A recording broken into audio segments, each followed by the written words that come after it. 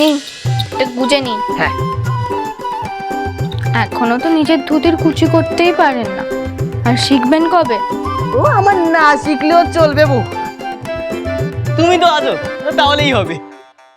আর আমি যদি না থাকি? বাহ, নিজেই এমন বলতে না, আর নিজে এখন এগুলো বলছো? আরে বাবা, আমি তো মজা করছিলাম, আপনি রাগ করলেন নাকি? মজা করছি? মজা করছিলে যখন, তখন আমি আর রাগ করিনি। যাকে কেমন লাগছে বলো তো?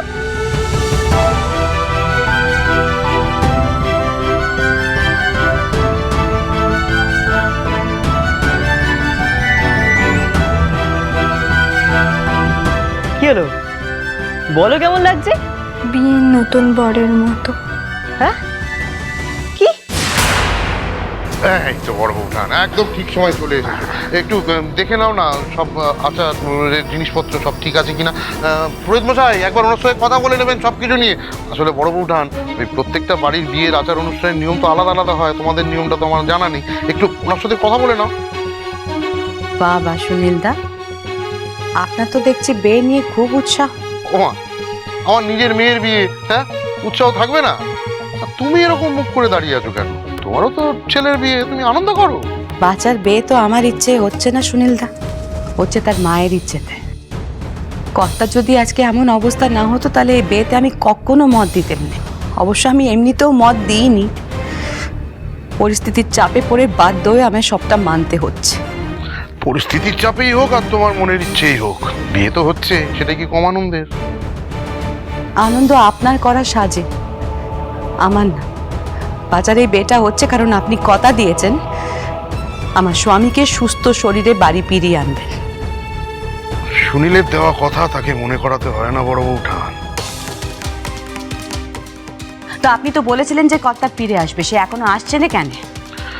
সময় না হলে কেউ কি ফিরে আসতে পারে বড় বউঠান?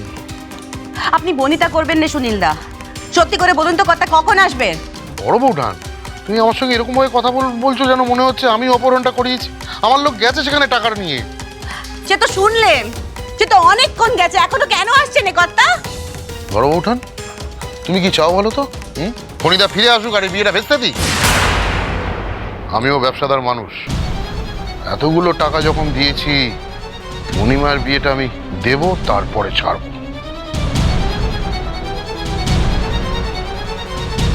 যে নাচর বান্ধা, এই বিয়েটা তো উনি দিয়েই ছাড়বেন। ও ঠাকুর, আমি কি করবো এখন? কিভাবে আটকাবো এই বিয়েটা? দিদি, সুনীলদা এক কথায় আমাদেরকে এতগুলো টাকা দিতে রাজি হয়ে গেছে, সেখানে তুমি কৃতজ্ঞতা না দেখিয়ে ওনাকে এতগুলো কথা শোনাচ্ছ। আমি কথা শোনাইনি, আমি শুধু শুধোচ্ছিলাম যে কথা এখনো কেন আসেনি। সেটা তো ভালোভাবেই জিজ্ঞেস করা যায়, ওভাবে কেন কথা বলছিল ওনার সাথে? আসো, এসব চান না তো সুনীলদা, এসবে কিছু মনে করেননি কো। তাছাড়া বড় বউটা না চাইলেও আমাদেরই তো বেয়ান হবেন। বেয়ানকে খারাপ কথা বলে আমাদেরই তো খারাপ না তো। ভুলে যেও না দিদি, দায়টা কিন্তু আমাদের। সুনীলদা কিন্তু আমাদের স্মৃতি সিঁদুর বাঁচানোরই চেষ্টা করছেন। ওদের কি হয়েছে ছোট বৌমা? আর এসব কি হচ্ছে বাড়িতে? সত্যিটা এবার একে একে সকলেরই জানার সময় হয়েছে। শুরুটা না হয় আপনাকে দিয়ে হোক। সত্যি? কি সত্যি? আপনার ছেলেকে কিছু লোক অপহরণ করেছে মাসিমা। শুধু তাই নয়, ছেলের মুক্তিপণ বাবদ 1000 টাকা চেয়েছে নগদ। 1000 টাকা? হ্যাঁ, আমাদের সমস্ত গয়না বেচলে তো 1000 টাকা হবে না। কি হবে আমার ছেলের? বড় বৌমা, বড় বৌমা, সুনীল এসব কি বলছে? হ্যাঁ, তোমরা আমাকে এসব কথা বললে না কেন? মাসিমা, এসব কথা পাঁচকান করে কি লাভ আছে?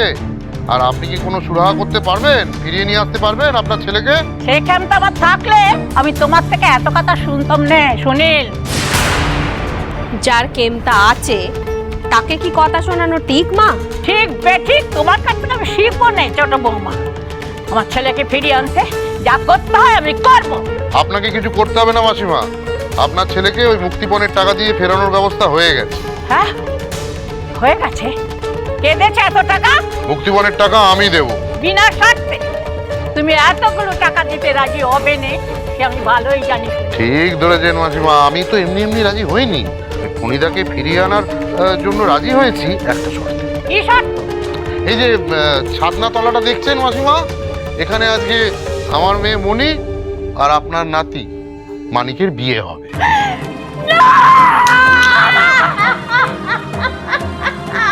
কি যে বলো না বউ,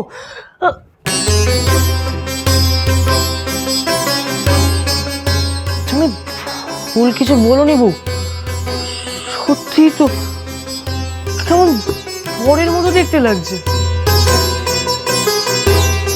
কিন্তু বর সেজে কে পুজোতে বসে? সকালে আপনাকে প্রথমে হলুদ লাগানো হলো, আর সন্ধ্যাবেলা এইরকম একটা পাঞ্জাবি পরানো হলো। ব্যাপারটা আমার একটা কেমন কেমন লাগছে পৃথ্বীরাজ। আমারও। না, আমার দাদুমের এই বিয়ে আমি ওতে দেব না। শান্ত। তবে নিজের ছেলের আরেকটা বিয়ে কেন দিয়েছিলেন? ভুল করেছি, এই কাজ করে আমি সর্বনাশ দেখেছি। আমি সর্বনাশ? আমার সই এ বাড়িতে বিয়ে হয়ে না এলে তো আপনাদের বংশ থাকতো না, একে নেই তেমে যেত। আপনার বড় বৌমা ওই যে কি বলে না, আট পুরো। কবে রে? মা আপনি চুপ করুন মা, চেঁচাবেন না, আপনার শরীর খারাপ করবে। আপনি ঘরে চলুন, ঘরে চলুন। আপনি শুধু বাচ্চার বের কথা ভাবছেন, আর আপনার নিজের ছেলে যে এত বড় বিপদে পড়ে রয়েছে সেটা একবারও ভাবছেন না। আজকে ওনার যদি কিছু হয়ে যায় তবে এই গোটা সংসারটা ভেসে যাবে। কেন? আপনি তো নিজেই বলতেন যে কুলীন বংশের 3-4টে বিয়ে এমনি হয়। তবে এখন যখন কাউকে বাঁচাতে গিয়ে আমরা একই কাজ করছি তখন কেন আপনি বাধা দিচ্ছেন মা? ছোট বৌমা, দেখুন মা, আপনি যদি এই বিয়ে দিতে না চান এ বিয়ে হবে না। শুনুন দাঁড়াসই, সুনীল দা এতগুলো টাকা তো এমনি এমনি দেখছিলেন না। ওনার মেয়ের সাথে মানকের বিয়ে হলেই তবে এই টাকাগুলো পাবে। এখন আপনাদের মতে এই বিয়ে যদি না হয় আর আপনার ছেলের যদি কোনো ক্ষতি হয়ে যায় তবে তার মৃত্যুর জন্য কিন্তু আপনি আর আপনার এই বড় বৌমা দায়ী থাকবেন। তাই যা হচ্ছে সেটা হতে দিন মা। সাবাস সাবাস বৌঠান। ঠাকুর তুমি কি শাস্তি দিলে? ঠাকুর তুমি কি শাস্তি দিলে? মা শান্ত হন না মা, এভাবে কাঁদবেন না। আপনি চলুন ঘরে চলুন, আমি দিয়ে আসছি আপনাকে। চলুন। দাঁড়াও দিদি। উল্টা করছি, ও উল্টা করছি। যাচ্ছি ছোট বৌদি, যাচ্ছি। তুমি কি আমার ডাকছিলে ছোট বৌদি? হ্যাঁ, কেন গো আমায় ডাকছিলে কেন? মাকে নিয়ে তুমি ঘরে যাও। ও এই জন্যে? মা ঘরে চল। দাদু ভাই, আর কত কাঁদবে এবার, তোকে চলো। এক করতে পারলাম না রে, আমাকে ক্ষমা করে দিস ভাই। আমার পুজো শেষ, যান এবার বরকনেকে নিয়ে আসুন। আমি তোমায় বলেছিলাম বাচ্চাকে কিছু না বলতে, আমি তোমায় দিব্যি দিয়েছিলাম, কিন্তু এখন আমি তোমায় বলছি দিদি, তুমি নিজে গিয়ে সবটা বৌমাকে বলবে, কারণ আমি চাই না বিয়ের আগে এখানে কোনো তামাশা হোক।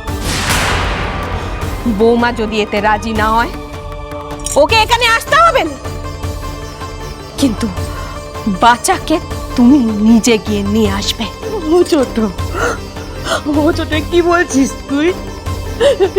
ছোট আমার মুখ থেকে খবর যদি বৌমা পায় না মরে যাবে। কিন্তু তোর আমার এটা বলিস তুমি যাবে দিদি, তুমি যাবে। কি হলো, নিয়ে আসুন বরকে। সময় পেরিয়ে যাচ্ছে দিদি, আমাকে দিন তো ওটা। ধরো দিদি, যাও বাচ্চাকে গিয়ে নিচে নিয়ে এসো। যাও।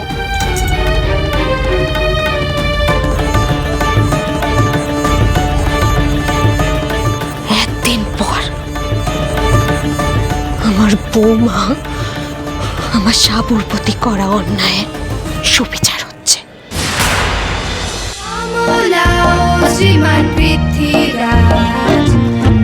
স্টার জলসার প্রিয় শো দেখার জন্য সাবস্ক্রাইব করুন আমাদের ইউটিউব চ্যানেলে এবং আপডেটেড থাকার জন্য প্রেস করুন বেল আইকন।